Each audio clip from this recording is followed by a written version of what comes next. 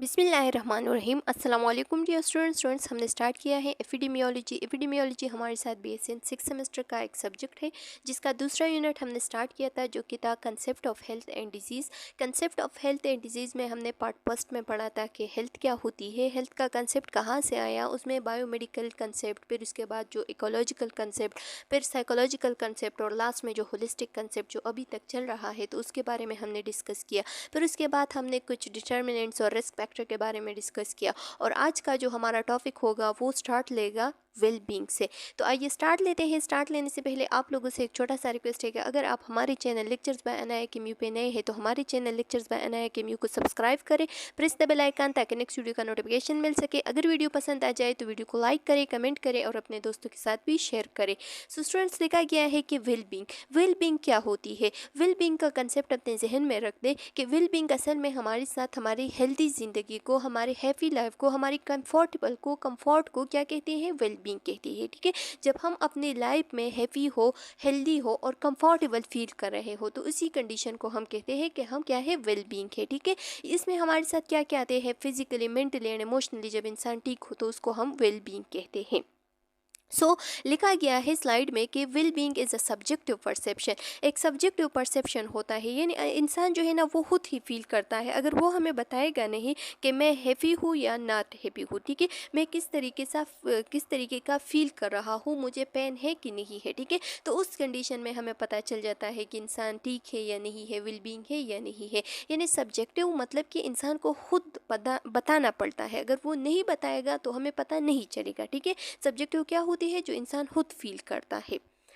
अच्छा, perception of विटिलिटी मतलब कि एनर्जी। अगर इंसान जो है ना वो बिल्कुल एनर्जेटिक है, वो बिल्कुल एनर्जेटिक फील कर रहा है एंड फीलिंग विल, और अच्छा फील कर रहा है, कैन डिस्क्राइब ऑब्जेक्टिवली, और वो जो है ना वो खुद भी बता रहा है कि मैं बिल्कुल ठीक हूँ, और दूसरे भी उससे समझते हैं कि हाँ वो बिल्कुल एनर्जेटिक है, बिल्कुल ठीक है। एक्सपीरियंस्ड एंड मैयर, उसको हम क्या कर सकते हैं, उसको हम देख के उसकी जितनी भी एनर्जी है, उसकी जितनी भी फीलिंग वेल है, जो हैप्पीनेस है, जो कंफर्टेबल है, उसको हम क्या कर सकते हैं, उसको हम मेजर कर सकते हैं। यानी उसको हम देख सकते हैं कि वो mentally, emotionally and physically stable है। ठीक है, तो इस वजह से हम कह सकते हैं कि इंसान कितना हद तक हैप्पी है, कितना हद तक वेल बींग है। ठीक है, एंड कैन बी फ्लॉटेड, और एक लाइन के ज़रिए से, एक लाइन होता है जिसको हम कंटिन्यूम कहते हैं। ठीक है, जो कि आगे स्लाइड में आ रहा है, वहाँ पे मैं आप लोगों को दिखाऊंगी भी कि कंटिन्यूम क्या होती है। कंटिन्यूम के ज़रिए से हम प्लॉट भी कर सकते हैं, यानी उसके ज़रिए से हम उसको डिज़ाइन या ड्रा भी कर सकते हैं। It is a component of health, और ये क्या है, ये एक हेल्थ का कंपोनेंट है। यानी वेल बींग जो है ना, ये हेल्थ का कंपोनेंट है।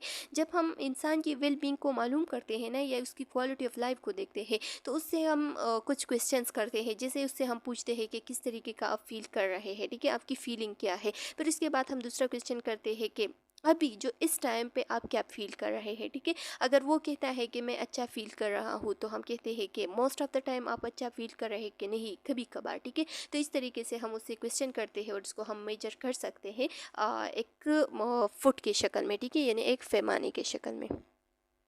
अच्छा स्टूडेंट्स, फिर उसके बाद आता है कंसेप्ट ऑफ वेल बींग। ये जो वेल बींग का कंसेप्ट है, ये किस तरीके से आया। Well being of an individual और group of individual has several component and has been expressed in several and various ways, such as standard of living और living of level of living and quality of life. ठीक है, लिखा गया है कि ये जो वेल बींग है, इसको मतलब हम इंडिविजुअली या ग्रुप मतलब कि कम्युनिटी या जो सोसाइटी है, उसके ज़रिए से हम मालूम कर सकते हैं। इसके डिफरेंट कंपोनेंट्स है, किस तरीके का कंपोनेंट्स है, यानी हम देख सकते हैं कि इंसान स्पिरिचुअली ठीक है कि नहीं, रिचुअली वो ठीक है कि नहीं, इसके साथ साथ वो सोशली किस तरीके का है, ठीक है, वो ठीक है कि नहीं, इसके साथ साथ वो ये आगे आ रहा है, बहुत सारे कंपोनेंट्स है। इसमें इन्वायरमेंटल है, ऑक्यूपेशनल है, ठीक है, इंटेलेक्चुअल है, इमोशनल है, और इसके साथ साथ फिजिकल है।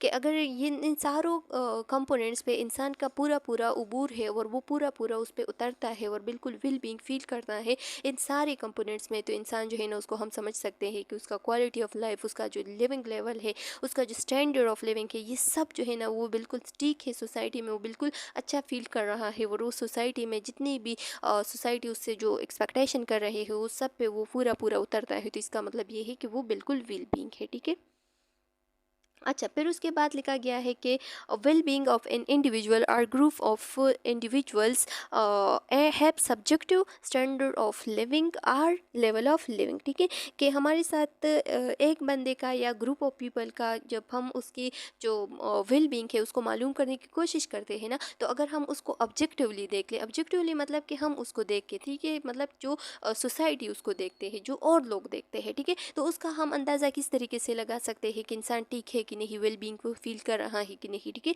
तो उसके स्टैंडर्ड ऑफ लिविंग से, यानी वो किस तरीके से सोसाइटी में रहता है, ठीक है, उसका लेवल ऑफ लिविंग किस तरीके का है, वो अच्छा है, हाई है, लो है, ठीक है, वो अमीर है, गरीब है, तो इन सब चीज़ों से हमें वेल बींग का पता चल जाता है। एंड सब्जेक्टिवली अगर हम बात करें तो उसकी क्वालिटी ऑफ लाइफ, उससे उसकी फीलिंग, उसके अंदर की जो फीलिंग, वो कंफर्ट फील कर रहा है कि नहीं, उसे कोई फ़ैन वगैरह तो नहीं है, तो इसके ज़रिए से हम सब्जेक्टिवली भी मालूम कर सकते हैं। ठीक है, दस अच्छा स्टूडेंट्स, तो लिखा गया है कि दस a distinction is drawn between the concept of living level of living. ठीक है, तो इसका मतलब ये हो गया कि हमें पता चल जाता है कि इंसान की जो सब्जेक्टिव और जो ऑब्जेक्टिव दोनों क्राइटेरिया है, जब वो दोनों पे पूरा पूरा उतरता है, दोनों पे उसका पूरा पूरा उबूर होता है, जब वो दोनों दोनों सब्जेक्टिवली और ऑब्जेक्टिवली वो दोनों वेल बींग फील करता है, वो बहुत कंफर्टेबल हो, तो तब हम कह सकते हैं कि इंसान वेल बींग है। ठीक है, अच्छा, फिर उसके बाद जो है ना, टू एस्पेक्ट्स है ऑफ हेल्थ। हेल्थ के टू एस्पेक्ट है, एक है सब्जेक्टिव और एक है ऑब्जेक्टिव, जो कि ऑलरेडी आप लोग जानते हैं कि सब्जेक्टिव वो होता है जो इंसान की अंदर की जो अपनी फीलिंग्स होती है, ठीक है, और ऑब्जेक्टिव वो होता है जो दूसरे उसे देखकर या उसकी स्ट्रक्चर को, उसकी फंक्शन को देखकर और उसकी शक्ल को देखकर, उसकी काम को देखकर, ठीक है, उससे जाहिर कर सकते हैं कि इंसान ठीक है कि नहीं, ठीक है, उसका हेल्थ जो है ना वो वेल है या अनवेल है। ठीक है, सो लिखा गया है कि subjective is it is formed by sensation and feeling of a person suffering from disease. ठीक है, जब इंसान एक डिजीज़ के साथ सफ़र करता है तो उसके अंदर की फीलिंग किस तरीके का है, ठीक है, वो किस तरीके का फील करता है, वो किस तरीके का सेंसेशन उसको आता है, तो इसी चीज़ को हम क्या कहते हैं, सब्जेक्टिव, यानी वो खुद क्या फील करता है। ऑब्जेक्टिव क्या होती है, its basis is formed by objective parameter often by measurement of structure and functions. ठीक है, इसमें हम इंसान की जो स्ट्रक्चर और जो फंक्शंस है, वो आया स्कूल जाता है कि नहीं आया, वो डेली स्कूल अब जाता है कि नहीं, आज क्यों स्कूल नहीं आया, ठीक है, आज क्यों वो जॉब पे नहीं गया, वो उसका जो जॉब का जो काम है वो कंपनी में किस तरीके का काम करता है, क्या उसने अपना पूरी असाइनमेंट पूरी किए है कि नहीं, तो ये सब देख कर हम बता सकते हैं कि उसका जो ऑब्जेक्टिवली फीलिंग है वो कंफर्टेबल है कि नहीं, ठीक है, वो वेल बींग है कि नहीं। ठीक है, इसकी वजह से हमें पता चल जाता है कि इंसान जो है ना वो ड्यूरिंग डिजीज़ किस तरीके का फील करता है। The quality of life can be evaluated by assessing the person's subjective feeling of happiness or unhappiness about the various life concern। ठीक है, तो क्वालिटी ऑफ लाइफ में हमारे साथ क्या आते हैं, इसमें इंसान की जो सब्जेक्टिव फीलिंग होती है, जो मतलब वो किस तरीके का फील करता है, क्या वो हैप्पी है कि नहीं, उसके हैप्पीनेस, उसकी अनहैप्पीनेस, ये सब जब वो हमें बताता है तो ये सब्जेक्टिव फीलिंग में आते हैं। ठीक है, यानी इंसान की जो अपनी फीलिंग होती है, जो वो खुद फील करता है, जो उसकी सेंसेशन और फीलिंग होती है, ठीक है, जो दूसरे जो है ना उसको मतलब दूसरे नहीं समझ सकते, ठीक है, जब तक उसने बताया नहीं है, तो ये सब्जेक्टिव फीलिंग होती है। अच्छा, अब वेलनेस एंड वेल बींग है, ये वो कंटिन्यूम आ गया है जिसका मैंने आप लोग के साथ पिछले स्लाइड्स में बात की, ठीक है, कि कंटिन्यूम होता है, तो ये कंटिन्यूम आप लोग देख सकते हैं। इस कंटिन्यूम में हमारे साथ क्या है, इस साइड पे हाईएस्ट हेल्थ है और इस साइड पे क्या है, डेथ है। ठीक है, और यहाँ जो है ना ये एक नेचुरल न्यूट्रल पॉइंट है। ठीक है, यानी यहाँ इंसान जो है ना वो नॉर्मल हेल्थ के साथ जी रहा है। तो अगर इंसान को डिजीज़ लग जाता है और वो इस साइड पे चलता है, तो इसका मतलब ये है कि वो मरने वाला है। ठीक है, वो क्रिटिकल कंडीशन की तरफ जा रहा है। ठीक है, पहले क्या होगा, पहले उसका जो कंडीशन है वो माइल्ड इलनेस में होगा, फिर उसके बाद जो है ना इलनेस थोड़ा सीवियर होगा, फिर उसके बाद जो है ना इलनेस जो है ना वो बहुत क्रिटिकल होगा और लास्ट में इंसान की डेथ हो जाती है। ठीक है, अगर इंसान जो है ना वो डिजीज़ उसे लग गया है, लेकिन अब जो है ना वो इस माइल्ड कंडीशन से, उसको डिजीज़ लग गया है, माइल्ड कंडीशन था या छोड़ो क्रिटिकल कंडीशन था, ठीक है, क्रिटिकल कंडीशन से अच्छा, अब इंसान को डिजीज़ लग गया है और क्रिटिकल कंडीशन में है, ठीक है। अब क्रिटिकल कंडीशन से वो क्या हो रहा है, वो इस साइड पे आ रहा है, ठीक है। जब इस साइड पे आ रहा है तो उसका पहले कंडीशन जो है ना वो इलनेस की होगा, लेकिन पुअर इलनेस होगा, ठीक है। फिर उसके बाद जो है ना उसका इलनेस माइल्ड होगा, फिर उसके बाद जो है ना वो नॉर्मल होगा, ठीक होगा, ठीक है। और फिर उसके बाद भी अगर वो उस ट्रीटमेंट को कंटिन्यू करे और इसके साथ साथ जितनी भी उसको मतलब परहेज़ वगैरह के बारे में बताया है उसको एक्सरसाइज वगैरह करे, ठीक है, डेली लाइफ एक्टिविटी को अच्छा करे, तो तब जो है ना वो गुड हेल्थ की तरफ और गुड से हाईएस्ट हेल्थ की तरफ चला जा सकता है, ठीक है। यानी उसका हेल्थ जो है ना वो रोज़ बरोज़ अच्छा होता जाएगा। तो ये हमारे साथ concept of health and illness है। अगर इस साइड पे इंसान जा रहा है तो इसका मतलब ये है कि वो इलनेस की तरफ जा रहा है, और अगर इस साइड पे इंसान आ रहा है तो इसका मतलब ये है कि इंसान क्या वेलनेस की तरफ जा रहा है, ठीक है। तो ये कंसेप्ट है, ये कंटेनियम है। अच्छा, सो लिखा गया है कि wellness further describe wellness status it's allow health to be placed on a continuum from one optimal level wellness to a maladaptive state, ठीक है। कि ये कंटेनियम जो है ना ये हमारे साथ वेलनेस और इलनेस को जाहिर करती है। एक साइड पे इलनेस है और एक साइड पे वेलनेस है, ठीक है। ये जो डेथ है ये इलनेस की तरफ जा रहा है, और ये जो हाईएस्ट हेल्थ है तो ये वेलनेस की तरफ है, ठीक है। अच्छा, फिर इसके बाद लिखा गया है कि वेलनेस क्या होती है। तो वेलनेस का कंसेप्ट आप लोग लिख ले कि ये हमारे साथ क्या है, जो वेल बीइंग है वो तो हैप्पी लाइफ को, और जो इंसान की सब्जेक्टिव फीलिंग है उसको हम कहते हैं सब्जेक्टिव और ऑब्जेक्टिव दोनों फीलिंग को, ठीक है। लेकिन ये जो वेलनेस है इसमें हम क्या करते हैं, इंसान की जो एक्टिविटीज़ होती है, ठीक है, उसकी कंपास करते हैं। जब हम इंसान की एक्टिविटीज़ उसकी डेली प्रैक्टिसेस वगैरह को देखते हैं और वो जो है ना वो प्रोमोटेड है, तो इसका मतलब ये है कि उसका हेल्थ भी गुड हेल्थ है और वो प्रोमोटेड हेल्थ के साथ जी रहा है, ठीक है, वो बिल्कुल वेलनेस के साथ है, ठीक है। तो ये हमारे साथ क्या होता है कि ये हमारे साथ एक डायनामिक प्रोसेस है। डायनामिक प्रोसेस मतलब इसमें चेंजेस आ रहा है, ठीक है।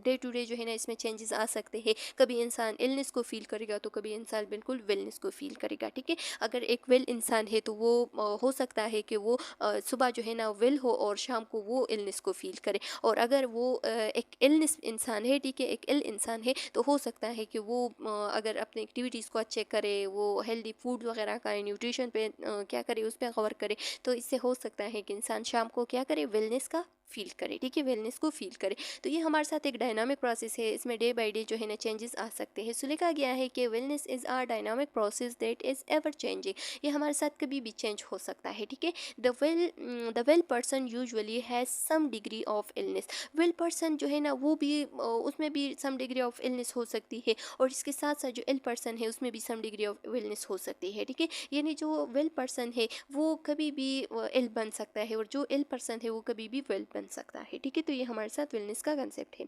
अच्छा, फिर उसके बाद लिखा गया है कि the classical description of wellness was developed by done. ये हमारे साथ एक प्रैक्टिशनर था, ठीक है, डॉक्टर था, जिसने जो वेलनेस है उसका कंसेप्ट लाया था। और ये कंसेप्ट कब लाया था, 1961 में। इसका एक बुक था हाई लेवल ऑफ वेलनेस, उसमें इसने ये लिखा था, ठीक है। और ये जो है ना इसको हम फादर ऑफ वेलनेस भी कहते हैं, क्योंकि इसने फर्स्ट टाइम इस वर्ल्ड को ईजाद किया था कि हाई लेवल ऑफ वेलनेस क्या होती है।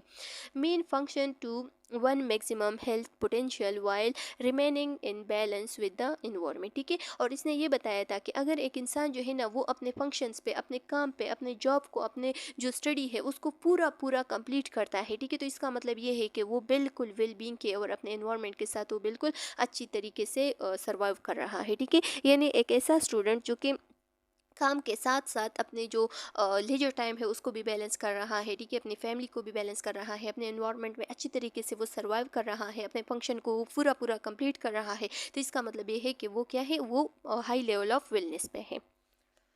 अच्छा, फिर इसके बाद एक दूसरा कंटिन्यूम आया जो कि हेल्थ एंड इलनेस कंटिन्यूम था, जो कि ऑलरेडी हमने डिस्कस भी किया कि हेल्थ जो है ना वो इंसान की जो क्या है, जो हाई लेवल ऑफ वेलनेस है उसकी तरफ चलता है, और जो इलनेस है वो डेथ की तरफ इंसान को लीड करता है, ठीक है। तो लिखा गया है कि क्या होता है कि major person perceived level of wellness health and illness disease opposite end of the.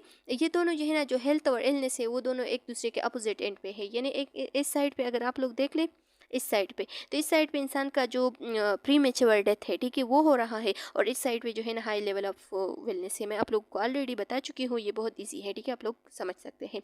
Move back and fourth, कभी इंसान जो है ना वो इस तरीके इस तरफ भी आ सकता है, और कभी इंसान जो है ना वो इस तरफ भी आ सकता है। Move back and forth movement कर रहा है, ठीक है। Wide range of illness health or illness, ठीक है। और इंसान जो है ना वो कभी भी हेल्थ की तरफ भी जा सकता है और कभी भी इलनेस की तरफ भी जा सकता है, ठीक है, जो कि मैंने आप लोगों के साथ पिछले स्लाइड में भी बताया।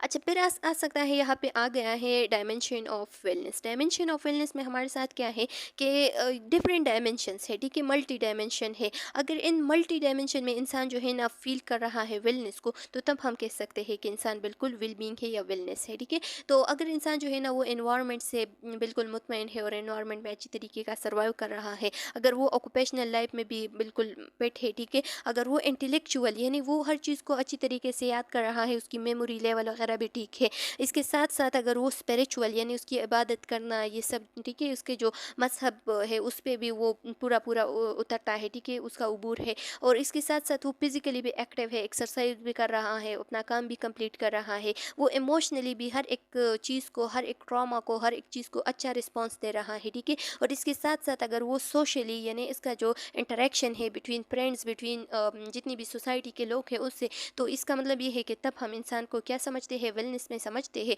अगर इन सब पे उसका पूरा पूरा उबूर है, ठीक है। अच्छा, अब एक एक को डिस्कस किया है, डिटेल के साथ लिखा गया है कि फिजिकल में क्या आता है, the ability to carry out daily task. इंसान का जो डेली टास्क होता है कि अगर वो स्कूल जा रहा है तो क्या वो डेली स्कूल जा रहा है कि नहीं, उसको जो होमवर्क मिलता है वो कंप्लीट कर रहा है कि नहीं, ठीक है।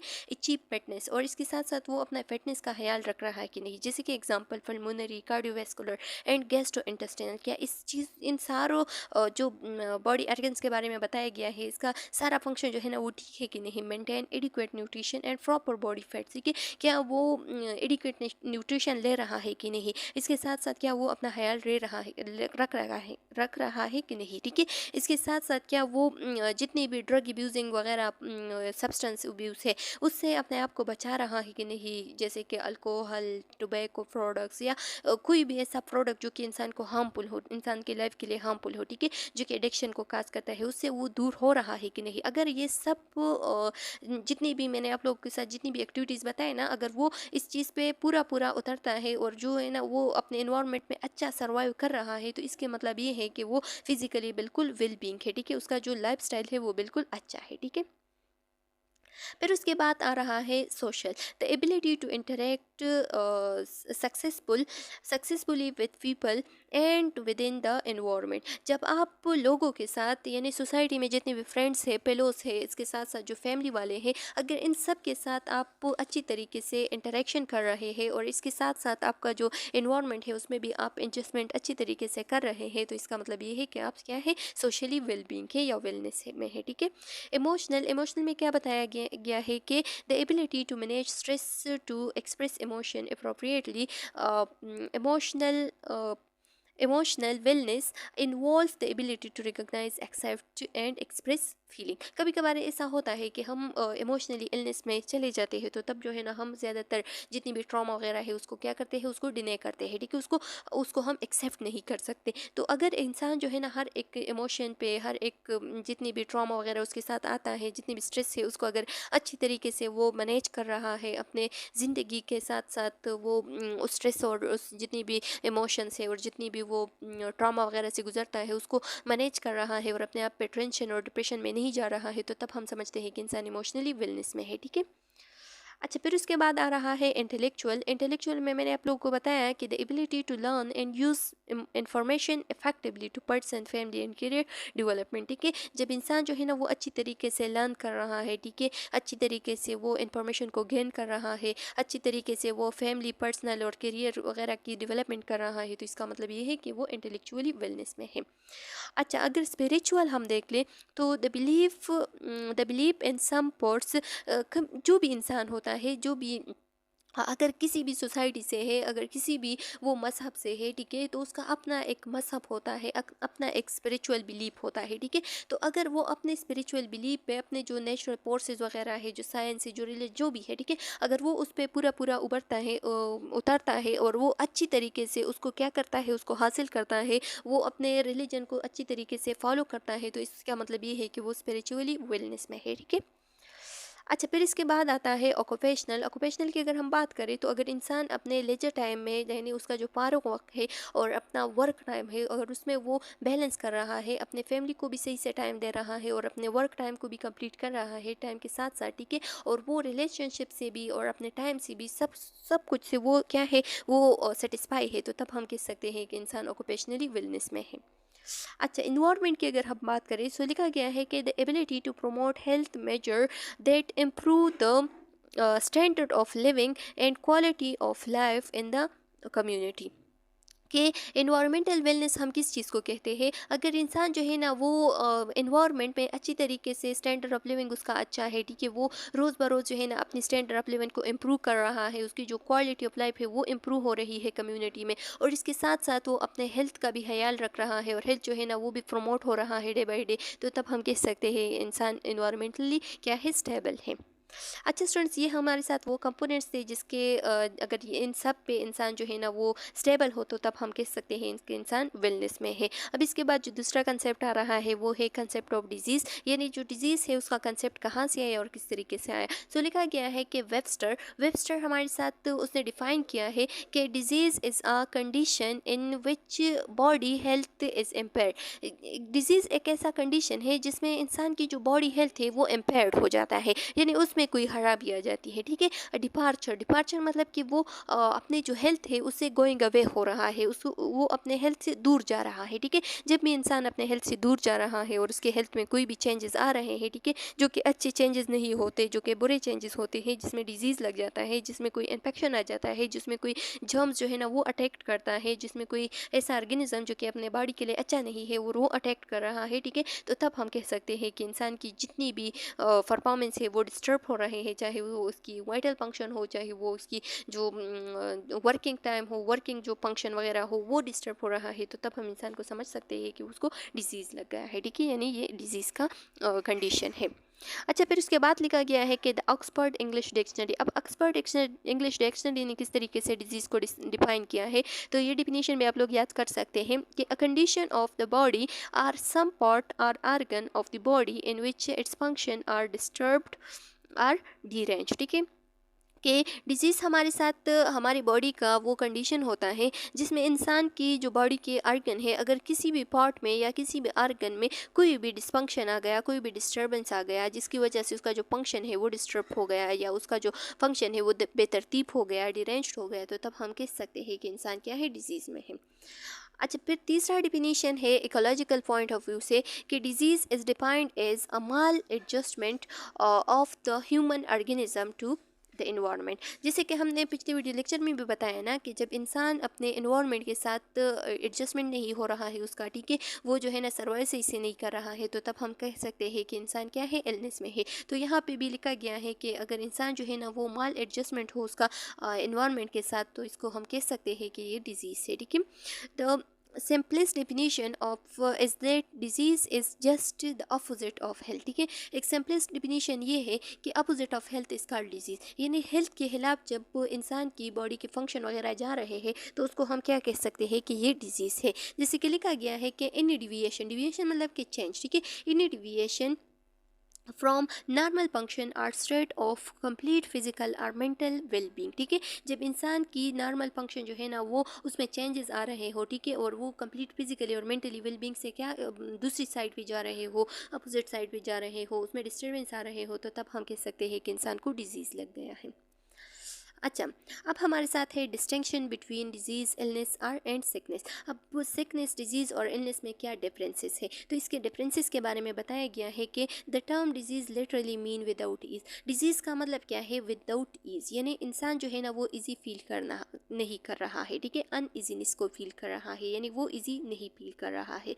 With when something is wrong with body function, जब बॉडी फंक्शन में कुछ डिस्टर्बेंस आ जाए और उसके साथ कुछ रॉन्ग चल रहा हो, तो तब हम कह सकते हैं कि ये डिजीज़ है। अब इलनेस क्या हो सकती है, तो illness refers to the presence of a specific disease, जब इंसान की बॉडी में स्पेसिफिक डिजीज़ प्रेजेंट होना, तो तब हम कह सकते हैं कि इलनेस। तो अब आप लोग सोच रहे होंगे कि what is difference between illness and disease, तो ये हमारे साथ क्या है, इंटरचेंजेबल वर्ड्स है, इसको हम यूज़ कर सकते हैं एक दूसरे के लिए, ठीक है, इतना कंफ्यूज नहीं होना है। And also to the individual perception and behaviour in response to the disease as well as the impact of the disease on psychosocial environment, ठीक है। और इंसान की जितनी भी उसकी जो क्या है, जो बिहेवियर है और जो उसका परसेप्शन है, अगर उसमें चेंजेस आ रहे हैं, इसके साथ साथ अगर उसकी जो फंक्शन है वो ख़राब हो रहा है, ठीक है, उसका जो साइकोसोशल इन्वायरमेंट है उसमें उसका एडजस्टमेंट ख़राब हो रहा है, तो तब हम कह सकते हैं कि इसको इलनेस लगा है, मतलब इसको इलनेस है, ठीक है। अब सिकनेस क्या होती है, तो refers to a state of social dysfunction. Social dysfunction जब हो जाए तो उसको हम क्या कहते हैं, सिकनेस कहते हैं। यानी इंसान जो है ना वो अपने आप को आइसोलेट कर ले या जो है ना सबसे दूर कर ले, तो तब हम कहते हैं कि ये सिकनेस है, ठीक है। फर्दर लिखा गया है कि डिजीज़ इज़ अ साइकोलॉजिकल या फिजियोलॉजिकल साइकोलॉजिकल डिस्फंक्शन। जब इंसान की फिजियोलॉजिकल या साइकोलॉजिकल डिस्फंक्शन हो जाए, यानी उसकी फिजियोलॉजी में अगर डिस्फंक्शन हो जाए, उसमें चेंजेस आ जाए, ठीक है, जो कि पॉजिटिव चेंजेस ना हो, नेगेटिव चेंजेस हो, या उसकी मेंटल प्रोसेस में कोई ऐसा डिस्फंक्शन आ जाए, यानी नेगेटिव चेंजेस आ जाए, तो उसको हम डिजीज़ कह सकते हैं। इलनेस क्या होती है, illness is a subjective state. Subjective state से इंसान जो है ना वो खुद फील कर सकता है और दूसरों को बता सकता है कि मैं आज अच्छा फील नहीं कर रहा हूँ। और सिकनेस जो है ना वो क्या है, sickness is a state of social dysfunction. जब इंसान जो है ना दूसरों से अलग अलग हो जाए, ठीक है, तन्हा तन्हा फील करना शुरू कर दे, तो इसको हम क्या कहते हैं, सिकनेस कहते हैं। A role that is the individual assume when ill, ठीक है। जब इंसान जो है ना वो इलनेस को फील कर रहा है, तो इसको हम क्या कहते हैं, इसको हम सिकनेस रोल कहते हैं। तो चलो स्टूडेंट्स, उम्मीद है कि यहाँ तक आप लोग को समझ आ गया होगा। नेक्स्ट वीडियो लेक्चर में हम मॉडल्स को डिस्कस करेंगे, जो कि इस यूनिट का पार्ट है, ठीक है, और कोशिश करेंगे कि उसमें कंप्लीट कर ले इस चैप्टर को। उम्मीद है कि यहाँ तक आप लोग को समझ आ गया होगा। फिर भी अगर कोई क्वेश्चन कम्प्लिकेशन है तो आप लोग कमेंट सेक्शन में पूछ सकते हैं, बहुत जल्द आप लोग को आंसर मिल जाएगा। नेक्स्ट वीडियो में मिलते हैं, तब तक के लिए अल्लाह हाफिज़।